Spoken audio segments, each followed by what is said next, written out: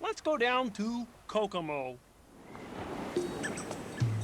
Day 29, Friday the 13th of November, New Orleans, Louisiana. Finally, after 1 month travelling the seas, I've arrived at my winter home of New Orleans, Louisiana. For the next 6 months, we'll dock here every Sunday to offload and embark new guests. Since leaving Cozumel on Wednesday evening, we've sailed 550 nautical miles to reach mainland America once again. Yesterday was a pleasant day, calm seas and slightly cooler weather than the overpowering humidity we've been exposed to lately. At 7:55 a.m, I was subjected to a 30-minute safety training video detailing safe lifting. It was a typical cheesy American production, with the guy's voice ringing in my ears due to the unnecessary high volume for that hour of the morning. He was really trying to push the correct stance and techniques. So much so that it was like watching one of those dreadful commercials where they try and sell you some amazing product that will revolutionise your life, including free gifts and a 90-day money-back guarantee. Only to find out that it's so bad you can't even be bothered to throw it out, let alone send it back. So it winds up living in some drawer or cupboard under the stairs until you eventually move house or die. I'd have bought whatever he was selling this morning just to shut him up, if the phone number had ever appeared on the screen. After that finished, it was straight to work until 2 o'clock, when it was time to go back to the lecture centre for the final module of my basic safety course.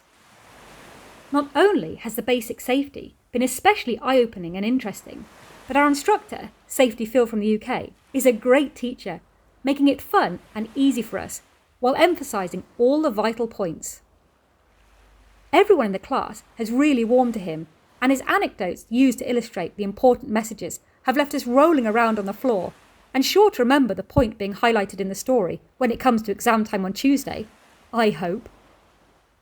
Upon returning to work at 5 o'clock, I was given my long sea day break, so went outside for the first time in what felt like forever. In reality, it was actually only 48 hours.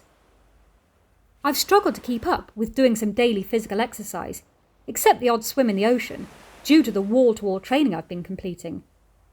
Yesterday, though, I had time to practice some more of my limited basketball skills. After 47 attempts, I finally got one in the net by throwing the ball behind me like they do in the movies. Then, I went to the crew pool, despite the fact that the sun had set and it was quite dark. We hadn't yet reached the Mississippi, but there were a couple of other ships scattered on the horizon, and the scene was so beautiful and peaceful compared to the bright lights and jangling cacophony of the slot machine-filled casino. I even managed to perfect a technique of swimming by hooking my feet over the side and paddling furiously to avoid drowning. It was really refreshing to be in the water and alone for once. The only disruption was the odd torchlight visible from the bridge. I hoped that it was too dark for any Channel 7 TV viewers to watch me. Since I posted the link to the webcam on Twitter, I found out there's a zoom function /pervert button on the webpage. I think I might only be going in the dark from now on. By 8 p.m, when I was back in the casino, you could see the lights shining from the dwellings on the banks of the famous Mississippi River. It was really exciting to think that we were nearly there, and even better to think that I had no training for at least 24 hours. My only entry in the diary for today is attending the casino welcome party for guests, held in the Star Bar on Deck 13.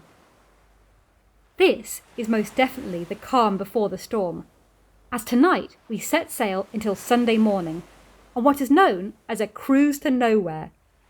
Basically, it's a 2-day party affair where we head down the Mississippi, out to sea and then back again, to collect the next group of guests on Sunday for a week's vacation.